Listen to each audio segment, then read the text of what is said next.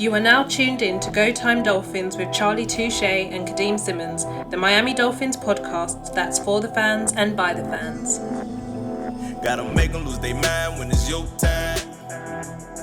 And it's show time. Going all out when it's go time. I ain't wasting no time. Gotta make them lose their mind when it's show time. Cause it's your time. Lay it on the line when it's go time. Don't waste no time. We made it. We made it through, I should say, training camps, mini camps, voluntary workouts, mandatory workouts, the draft, free agency, tampering periods. Made it through so much. The Miami Dolphins are about to not officially start the 2023 season, but football will be played. Touchdowns will be scored, sacks will be made, all the good stuff that we love about not just the Miami Dolphins, but the sport, football in itself. Been a long time coming. Mr. Charlie Touche, how are you? Ooh, you ain't lying, Kadeem. We made it. I'm excited. I'm gonna be at the game. Cannot wait. It's time to suit up, bro. We're really strapping up chin straps, really strapping up shoulder pads. You know what I'm saying? I'm excited, bro, if you can't tell. And you know, this is where I think Zach Thomas said, you know, if it wasn't for the preseason, I wouldn't have made a team. So shout out to everyone who's going at it in the preseason, trying to win a job, trying to just get a look and try to defy the odds, man. Like, good luck to everybody out there. Stay healthy. It's Go Time Dolphins, the Miami Dolphins podcast that goes not only across the pond, but across the world. I'm your boy, Charlie Touche. I got my co-host, Kadeem Simmons, with me. It's always for the fans and by the fans. Your favorite podcast. I wanted to start off with sending our thoughts out to Maui and Hawaii. They're going through what was described as apocalyptic type wildfires, and people are escaping to the water. So our hopes and prayers go out to Maui. You know, we have a Hawaiian quarterback on our team, so definitely worth the mention. I'm going to sound really naive here. Isn't he Samoan? Tua's from Hawaii, bro. I thought you went to school in Hawaii, but he's Samoan. Stat check, fact check. Straight off the jump. This is interesting. Straight off the jump. And people in the comments, but like, yeah, you're right, from Hawaii. Why do I think he was Samoan? I ain't gonna lie. I was gonna save you and say we should edit that, but you can take it on the chin. Okay. So this is according to Wikipedia. So you know, people could be lying. Tua was born in Hawaii, as the oldest of 4 children in a Samoan family. So, yeah, I didn't say he was from. Maybe parents are Samoan, and then again. Genuinely, we could stop while we're ahead. We're good. We kind of saved it. You don't have to keep going, bro. We're good. We're solid. Yeah. No worries. But preseason, man, what we got? Loads of stuff. Listen, talking about Tua, off the jump. There's Tua Tagovailoa trading card. Will be given away on the review episode, the Falcons review episode. Probably will be next week because you know Charlie will be at the game when we're recording over the weekend. But yeah, there's Tua Tagovailoa trading card from his rookie season. Wow. What do we have? A damage to a Tagovailoa trading card. Listen, I kind of wish this was live because it's just like we're all over the place. But after having so many episodes, yo, we not all over the place. You all over the place. Listen, if I take a sack, you take a sack. If I take a loss, you take a loss. We live together. We on my days. You know what? You see what I'm saying? This is what I got. This is what I go through with a you know what this is like, Kadeem? This is like starting the first drive of the game with a penalty and end up at like 3rd and 22 on the opening drive, like behind the sticks. That's what this is like, Kadeem. This is pre-season form. It's all good. To address media about Saturday's practice, where he had to address the offense after, about why it was so bad and stuff like that. And I thought that's what me and Charlie need right now. We need a huddle. We need to get back to say, yo, things aren't good right now. The levels aren't, where they should be. But, if we're not driving for perfection, then what are we driving for? Which is a nice segue to, I believe it was Wednesday's practice. There was no orange jersey wearer. No one wore an orange jersey. And Mike McDaniel basically said, if we were striving for average, then great, that's amazing. But we're not, and no one won the orange jersey. What do you make of that? I like it. I kind of think it's like a participation trophy in a way. I think they hand it out to whoever they want to hand it out to. I don't necessarily think that they're, you might have a standout in practice and then, that person gets it. But other than that, I think they probably just hand it out to, the guys that they really want to either get a fire under or want to be better or, get some recognition. So, yeah, to the fact that no one got it, now you could kind of use it like the other way, going the other way, which is pretty cool. So yeah, I'm here for that. I'm okay with it, bro. Yeah, same. It's good when individuals are highlighted, but if you have a poor session, why does someone deserve orange jersey? Why does someone deserve to be highlighted when, again, you win as a team, you lose as a team? So if everyone's bad, we're not gonna, raise someone up and be like, hey, this was great, because it's not the case. In an off season where it sounded like and came across like Tua was just, throwing dot after dot after dot after dot. It seems like one of the recent joint practices against the Falcons, there was multiple interceptions, and it feels like this is what a certain section of social media is waiting for.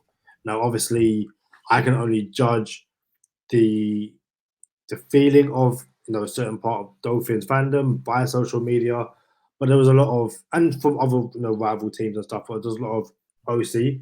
You guys are meant to win Super Bowl, and your quarterback throwing multiple deceptions in joint practices. How are you going to win Super Bowl? Do you read anything whatsoever into a throwing, say, 2 or 3 picks in one joint practice session? No, we went through this already, and one, it's cool that the defense is getting picks. Two, oh no, this is against the Falcons defense. My bad. Yeah, right. My bad. So the reason why it's not that bad or that egregious, the same thing with Dak Prescott. Unless it's Jimmy Garoppolo throwing 5 picks in 5 consecutive picks in 5 consecutive passes, I'm not worried about it. But Tua throwing a pick in practice, any quarterback throwing a pick in practice or multiple picks in practice, this is where you want the picks. And I feel like we talked about this. Matter of fact, we talked about this last season. It's okay to throw picks in practice. And then what he did when he came out in the season, Kadeem, like he was on track to be in the MVP conversation. So yeah, this is where you want to throw the picks. You want to see what you could get away with. You want to see, you know what? I might be able to pull this off. Let me try it now instead of week 1 against the Chargers. You see what I'm saying? So let me try it now instead of week 2 against the Patriots. I think it's New England again, yeah. Let me try it now before week 3 against Denver. How far do you think we keep going? Let me try it now instead of week 4 against who we got week 4. I couldn't tell you. I know it was week 3 because the UK or a bunch of UK fans are meeting up at the Hippodrome. Outside of that, I'm just like, nah, I'm done. Yeah, I didn't know who we had week 4 either. But yeah, man, let's try it now. instead of doing this in real practices. And I'm gonna just go back to last season. He did the same thing last season in practice and came out and went scorched earth on him. So I'm good. That means we're on track to have another good season, if that's how you want to do it. So picks aren't an issue. What do you make of reports that the offensive line is an issue?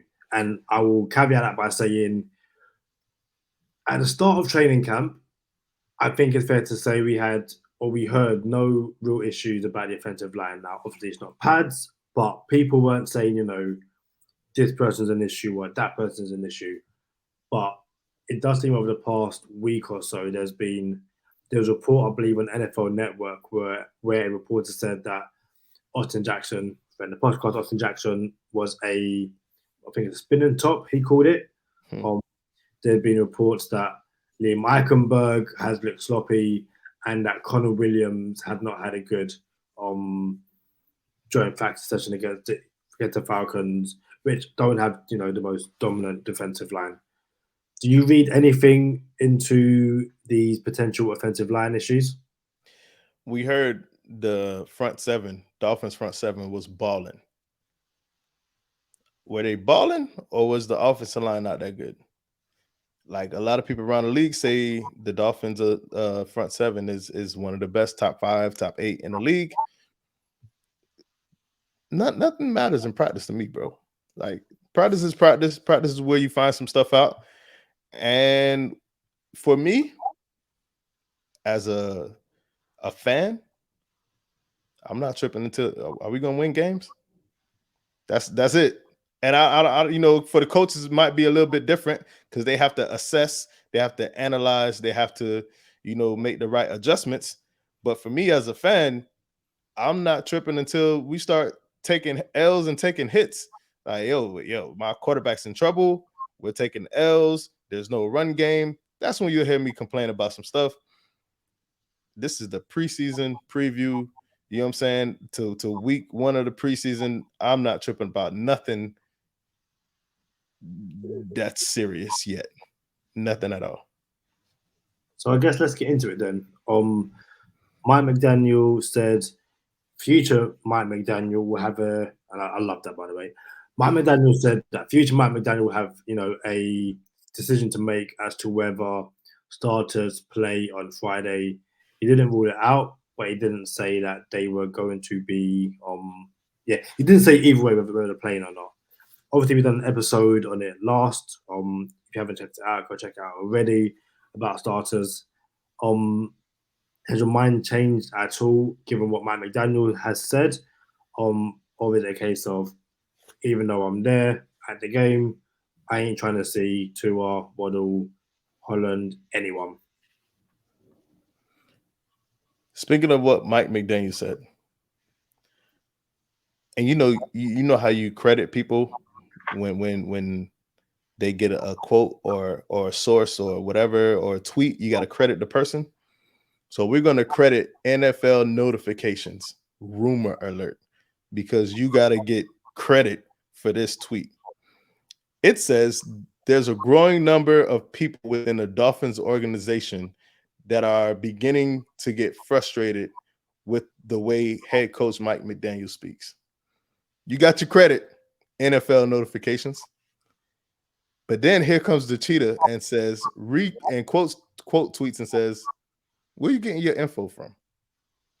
You know what I'm saying? Like, so people going to say whatever they want to say, bro. All the little, listen, Coach McDaniel is a funny dude. He's a different dude. You know what I'm saying? The way he talks, the way his sense of humor, dude is unique, to say the least. People are always going to come up with some type of stuff just to try to, let's start this up. Let's see how far we can go with this. But as far as what you were saying about Coach saying something, I think he knows. He knows what time it is. He knows if we're going to see starters or not. He probably told the starters already. He probably told people already. He probably already put in the we in preseason form here. He already put in the what is it called, bro? Dang, when you got all the plays ready to go for the week. Install. They already installed this week's plays, bro. Like everyone knows who's gonna be quarterback. If you ask me, it's probably gonna be Skyler and Mike White the entire time, in my opinion. So I'm all right with that too. What you think? So on that, is it at NFL Notify Twitter account? There've been a few. I'll say there's been one too many negative Dolphins tweets, which has Dolphin fans going, "Yeah, we're not like you ain't slick." Like Bills fan that is running this, nah, don't try that. See, The you other ain't slick. You are not slick, boy. You a whole hater over here. We honor you, boy. like there was one which had, I guess, some kind of. I actually think it's been deleted now, but it basically said that the Dolphins are concerned, or there's growing concern about the Dolphins' offensive line. And one person said, if they don't fix it, it's going to get Tua killed. And people were just like, again, like, keep trying it. And they recently tweeted out, outside of the Mike McDaniel stuff, which, if you listen to anyone speak about Mike McDaniel, be it a Dolphin or, again, look how much Debo Samuel wanted Mike McDaniel. Look at like the whole 49ers organization were gutted when Mike McDaniel left. Like players have left the 49ers to come to Miami. He might take some getting used to, but no one in that building is getting sick and tired of Mike McDaniel. He might say R and quite a few times. Bro, that Chris Greer McDaniel relationship is solid. 100%. You don't go to the UFC fights and NBA finals games with people you don't like. You don't do that. That Chris Greer Mike McDaniel relationship is solid. So this tweet says, hearing the Dolphins' offensive line is a major concern for the team. Our source says they will be very active watching teams who have an abundance of talented linemen. One name that we previously mentioned as a possible trade candidate, grounds guard Wyatt Teller. And even if you kind of look at that, it's like, okay, grounds guard Wyatt Teller. He's not going to play right guard because a friend of the podcast, Rob Hunt, plays there. And that they're going to move him back to right tackle. And it sounds like Isaiah Wynn probably going to play left guard. So why are the Dolphins trading for a guard and it's not a real problem position? If anything, they'll probably sign a right tackle. And the Dolphins have kind of made it clear that they believe in Austin Jackson and Liam Eichenberg. So anyway, I can't remember what point we were making before that. So all you. But truth be told, it's a universal fact. Everyone knows that our O-line is what needs the most improvement now. We've improved every position on the depth chart. So O-line is what we know we have to fix next. So this is not something that is, oh, we're panicking now. We don't have what we after the whole entire offseason of McDaniel and Greer saying, yo, we like Eichenberg and Austin Jackson. Austin Jackson had 2 fluke injuries, not my words, Chris Greer words. You know what I'm saying? Mike McDaniel, oh, we love what we seen in Eichenberg. We whatever that means. I don't love it, but whatever that means.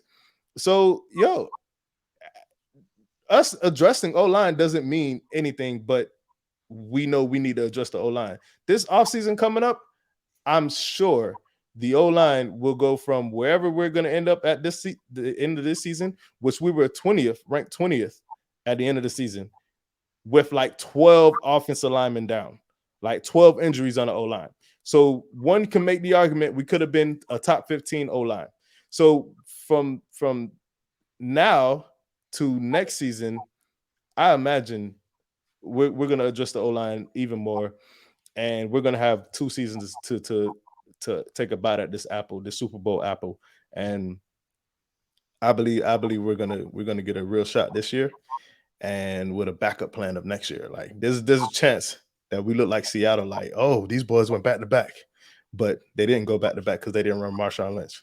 But yeah, it's It is what it is. And I was reminded by myself that we're talking about starters, and yeah, I can't imagine we see many starters. Jalen Waddle went down with like an abdominal injury on Wednesday.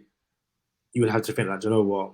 We've seen what we need from joint practices. It might have been sloppy, but just because it's sloppy doesn't mean we're going to play you on Friday. Yes, yeah. Joe Shad tweeted Mike McDaniel and trainers attending to Jalen Waddle, who is briefly down but walks off. I didn't know it was an abdominal injury. Don't quote me on that. I can source check it myself. I believe they said abdominal injury, but again, it's one day it's an abdominal injury, the next it's an ankle injury. You never know. I can double check right now as a type of Waddle, which is So just from Travis Wingfield, Jalen Waddle was walking off with trainers under his own power. Was down for a moment, quick popped up and went off. It looked like he landed on the ball after a catch from Mike White, which kind of lays credence to the whole abdominal injury and all that kind of stuff. I also think with the amount of knocks the Dolphins have had over the past few days, you won't risk anyone. It will be Mike White and Skylar Thompson. It will be Devon A-Chain, Chris Brooks, and whatever running back they have, on the depth chart right now. Sign me up for that. I'm looking forward to that a lot.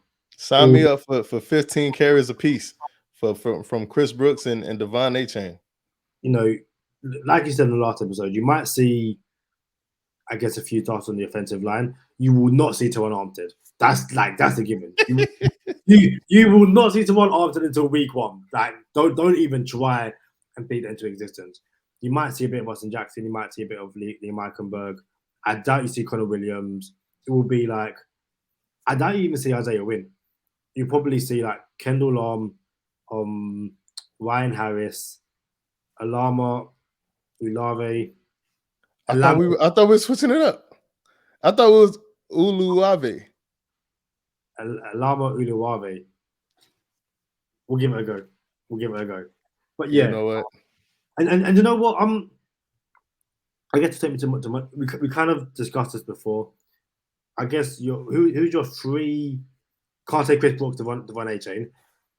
Who are your 3 players you're most looking forward to seeing on Friday? Even though we kind of addressed that before. All right. So before when we addressed it, it was undrafted. Who were we looking for? Undrafted. So I'm looking forward to seeing Troy Williams if he gets suited up, coming back from injury. What Nick Needham looks like if he is suited up, coming back from injury. Alama, shout out to friend of the podcast. We hope he makes the team. And I want to see these receivers. I want to see what these receivers look like. I want to see who gets snaps. We're going to see some receivers that we didn't even know were on the team. We're going to see a lot of stuff like that. So, and then the 2 people I want to see the most is Skylar Thompson and Mike White. I want to see, let's see what we got here. For the past couple of years, Jacoby Brissett didn't pan out. Teddy Two Gloves didn't pan out. Now Mike White is about to make up to $8 million a year, which is, I think, one of the most, could be the top backup in the NFL if he hits those incentives. So I want to see what Mike White look like.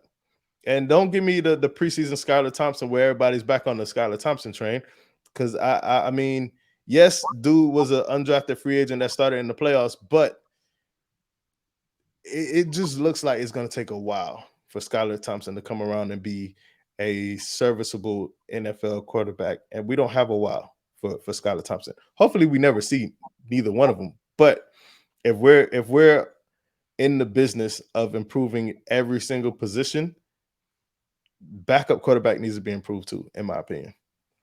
Yeah, I am looking forward to Jaron Hall in the Minnesota Vikings game, though. Listen, let Jaron Hall put for an interception or pick 6, and I'm going to be calling you at the Falcons game like, "Yo, did you see that? Did you see that?" No, Jaron Hall will be fun. Hopefully he gets a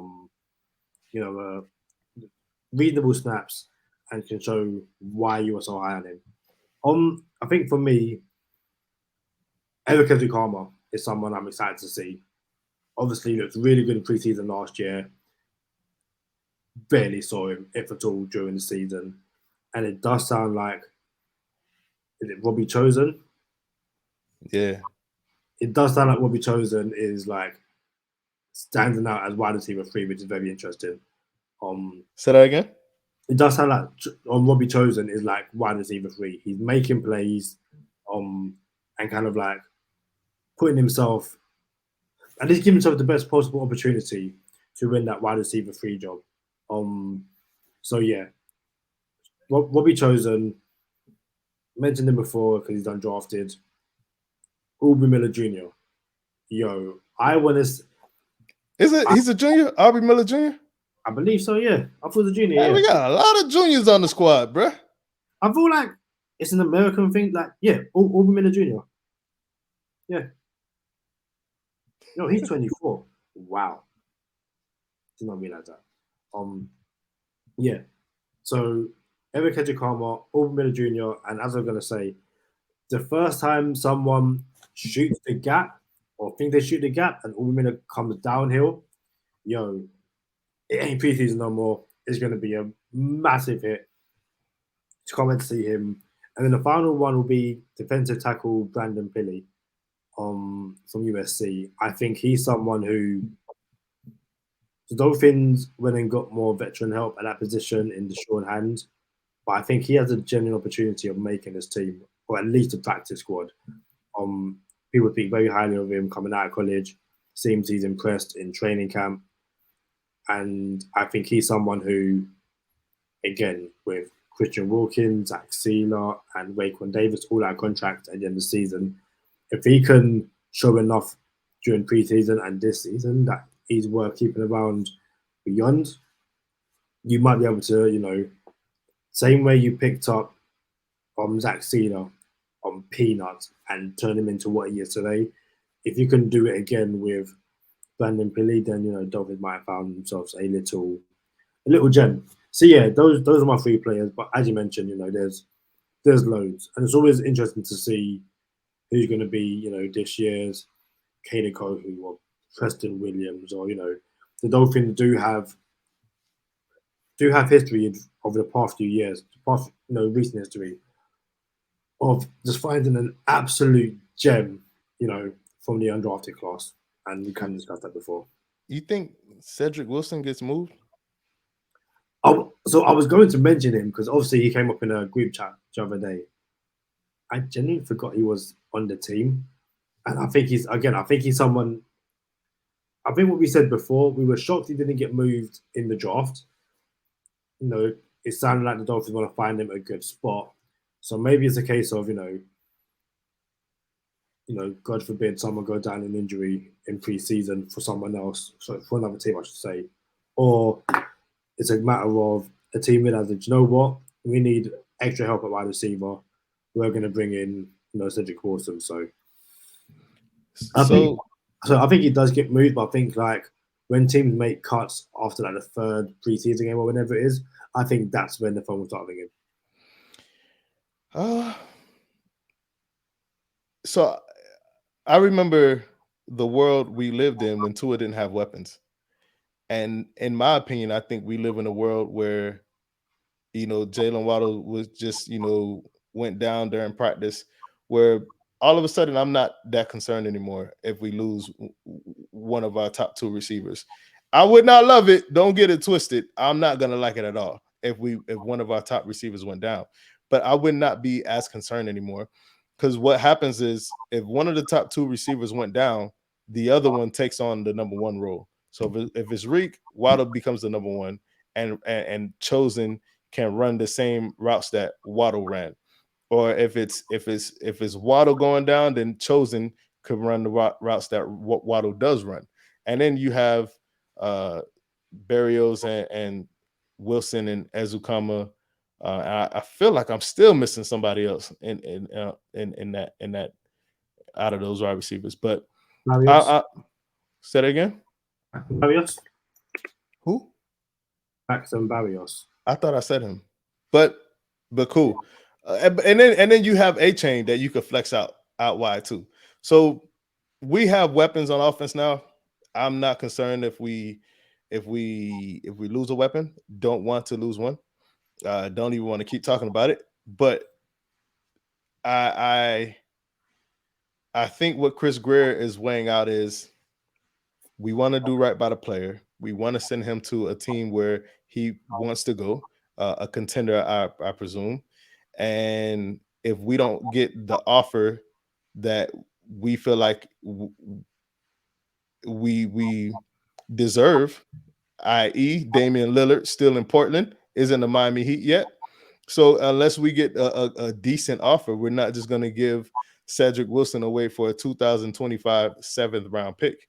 So, and I don't know what Cedric Wilson's value is right now in a trade. It could be a 2025 fourth round pick, maybe fifth, but I understand saying, do I want a 2025 fourth round pick, or do I want insurance for the Super Bowl window? So I'm taking the insurance of $7.5 million insurance policy in Cedric Wilson if someone goes down, and I'm okay with that if I'm Chris Greer. I think that's also, and you don't want to use Cedric Wilson as bait, if that makes sense. But kind of saying, listen, if any of you guys start slacking, we've got someone here, like, he's not an undrafted guy. He's an NFL veteran.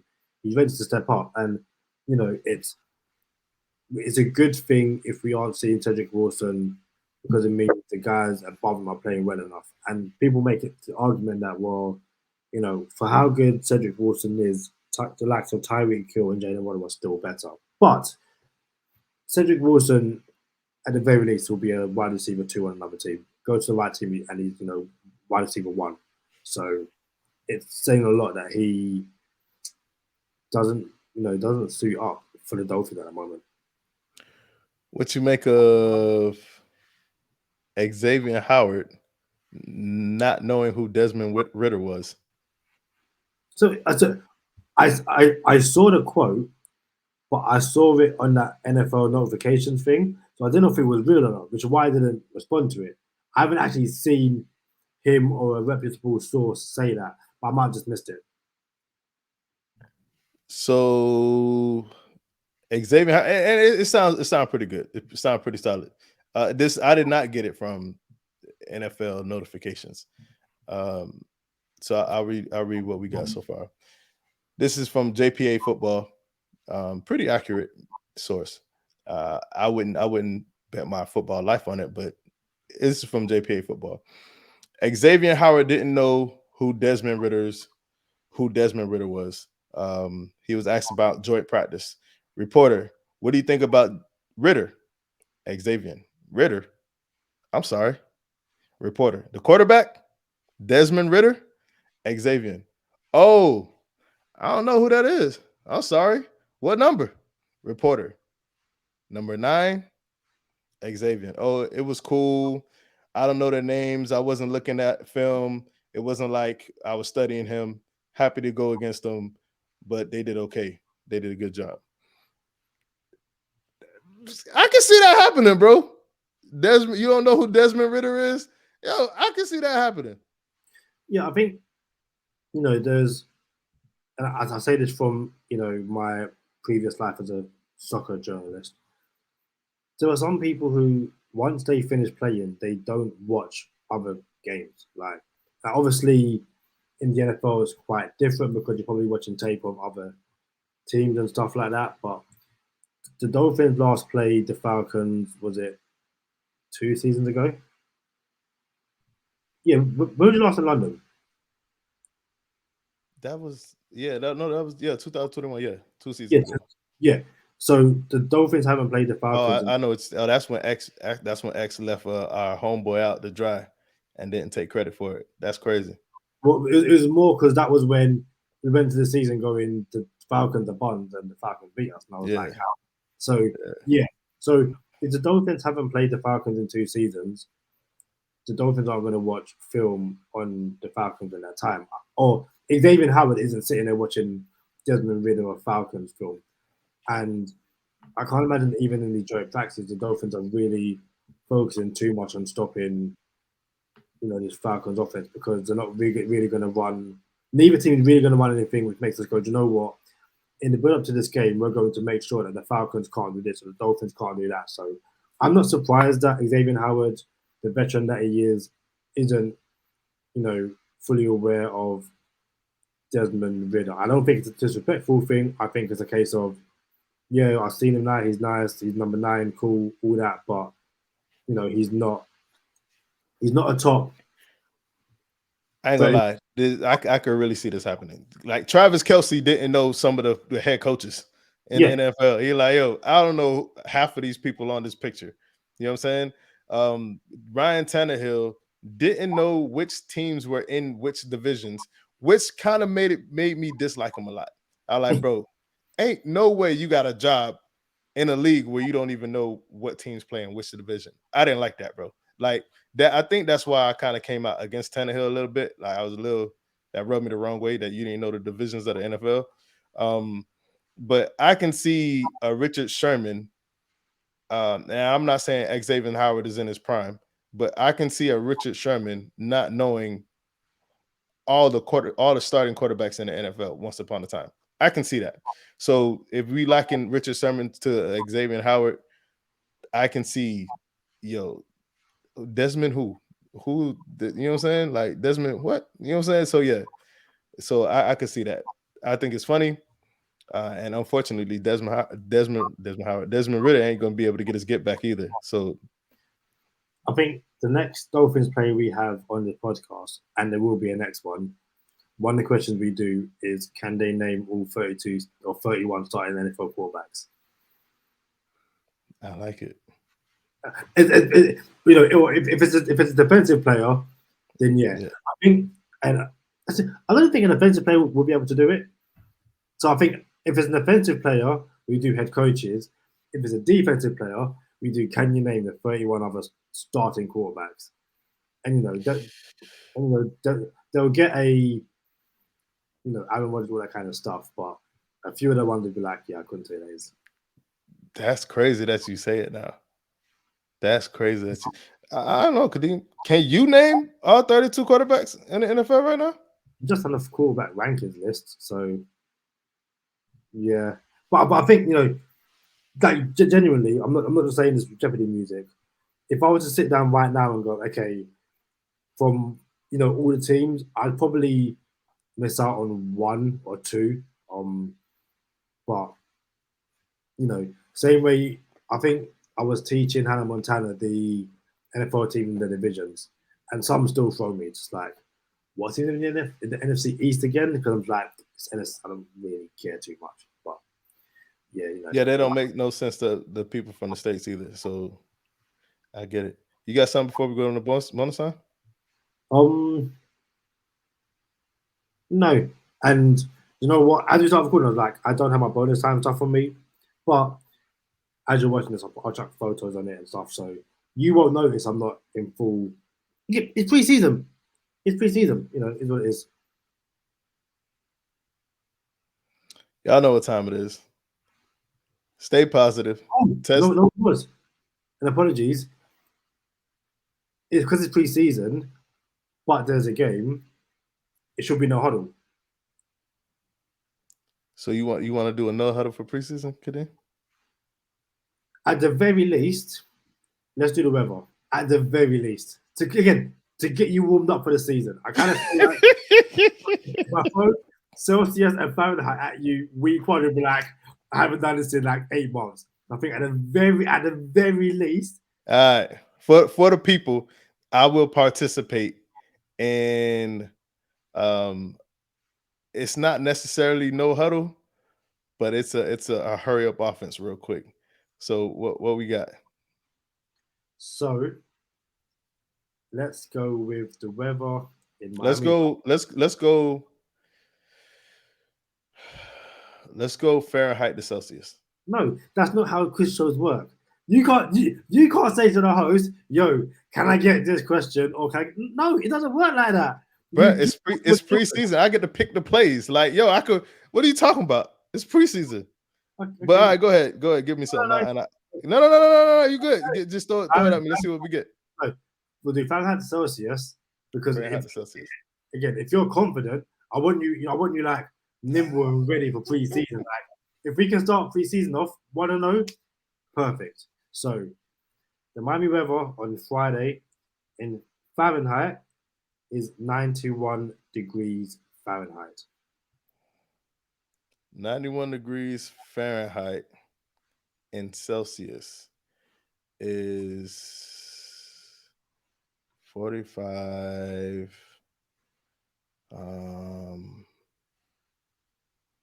Dang, this is bad. This is bad. Hold on. 91 degrees. Hold on. Fahrenheit in Celsius is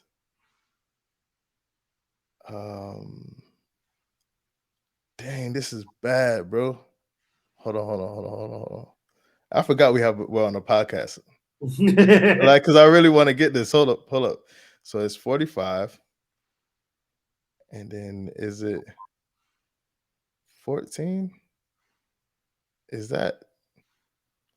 Hold on, let's do this. Let's do 35 degrees Celsius, 37 degrees Celsius. 33. And like, you was close. You went back up like you was Bro, listen. That's not bad for preseason. No, not at all. It's not bad for preseason.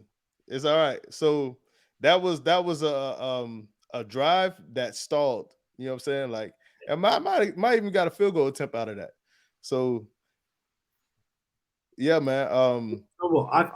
I think it was very much the pocket presence was excellent. I can see you going through your reads. You let it fly, and like the player had his outstretched hands, fingertips. I think it was fingertips. And like, you know what? During the season, we'll get it. Time and thing. For sure. Yeah, you know what? Yeah, it's all good. For sure. Dang, bro, I almost had it, and I was concerned about wasting time on the podcast. Like, dang, this is dead air. This is not good. So there's no easy money during preseason. Please do not bet on preseason football. If you bet on preseason football, you probably have a problem. Probably should get some help. You know what I'm saying? Like, gee, coming from somebody that used to have a problem in gambling, please do not bet on preseason. But yeah, man, we're gonna get into bonus time. Y'all come slide with us. Y'all know what time it is. Stay positive, test negative. For Kadeem Simmons, I'm Charlie Touche. Thank you for tuning in this time. Make sure you catch us next time on Go Time. Already. Gotta make them lose their mind when it's your time. And it's showtime. Going all out when it's go time. I ain't wasting no time. Gotta make them lose their mind when it's showtime. Cause it's your time. Lay it on the line when it's go time. Don't waste no time. Gotta make them lose their mind when it's your time. And it's showtime. Going all out when it's go time. I ain't wasting no time. That hurt. Bro, you got a whole bum finger out here, bro. I've got my first appointment with the fracture clinic on Thursday morning. I can't like grip anything. Like, if I like holding this hurts, so that's gonna be fun. Can I share something with you quickly? What up? So this is Gridiron Magazine. Shouldn't really be plugging other stuff, but yeah, Gridiron Magazine. It's like the UK NFL magazine, the official one. And shout out to, hadn't been on there in a while, but if you can see this article, Gridiron Times, it is 10 to track. Basically looking at, I believe, offensive coordinators. The writer is, this is awful. Can you see who the writer is? Go up a little bit. No, other side, right there. You almost had it. Oh, right. Let me move the mic because the mic's in the way. So, And this is even worse. Again, preseason. Hey, that's our boy. Cameron Hogwood. Yep. Hey, Cam Hogwood in the building, man. Yeah, but I don't buy this magazine, but I knew Cameron was in it this month. And I think he's in it most months now. So I thought I'd buy it, support a friend, give the article a read. So if you're from the UK, if you know who Cameron is, support him, support his work, support UK NFL, content as well, because we don't get much of it. So yeah, shout out to Cameron, thought I'd pick up. And I haven't read it yet, but I'll at least start it. And I'll also see what they say about the Dolphins as well. Discuss it on a later podcast. Shout out to Cameron Hardwood. Bro, shout out to the paper planes, because I knew this was going to happen. And I could not wait till Aaron Rodgers came to the paper planes just to get everybody excited, just to mess up the Dolphins' odds on winning the division and give us easy money players better odds for the Dolphins all through the season. Appreciate the paper planes for coming through like the paper planes will do, and then wet the bed. Cannot wait. Appreciate everybody in New York. It's gonna be fun. Definitely gonna be fun. Well, I nearly sent you a message, and had I did, you'd be like, I don't understand it. But fun times. Hold on, you was gonna send me a message that you were about to send Hannah? Oh no. Listen, I'm sat here fully clothed. Anything I can literally show you, it was a soccer tweet. Bro, I did not ask what nature the tweet was, bro. I just asked you was gonna send me a tweet. You was gonna send me a text that you thought I was your wife or something, bro. No, it was to my soccer group, my UK soccer group. Quick one from me then, and I know we're not doing easy money or anything like that, but score prediction for the Falcons game. Score prediction, bro. You really come out of left field with this. This is not preseason. Let's see. Score prediction for the preseason Dolphins versus Falcons game. It is gonna be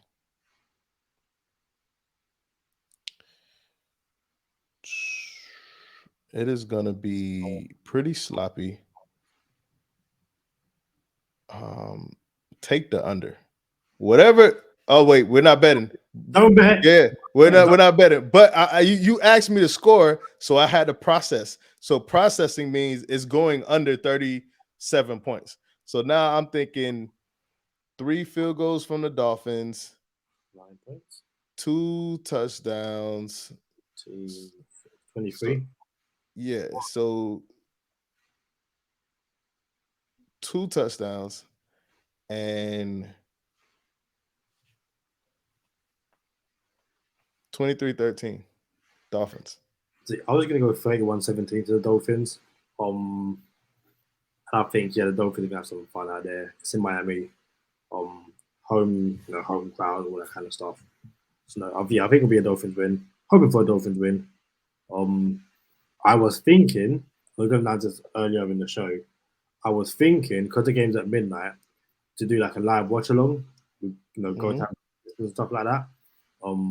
So we'll see. How about we say, if this video gets 20 likes, I think 20 likes is reasonable. If this video gets 20 likes before the preseason game, then I will go live with a watch along. We can watch it together. We can chat. We can talk. Keep each other company, because Mr. Charlie Touche is at the game, at the stadium watching it, so he can't do that with me. So 20 likes, and I will do a live watch along on Go Time Dolphins for the preseason game against the Falcons. But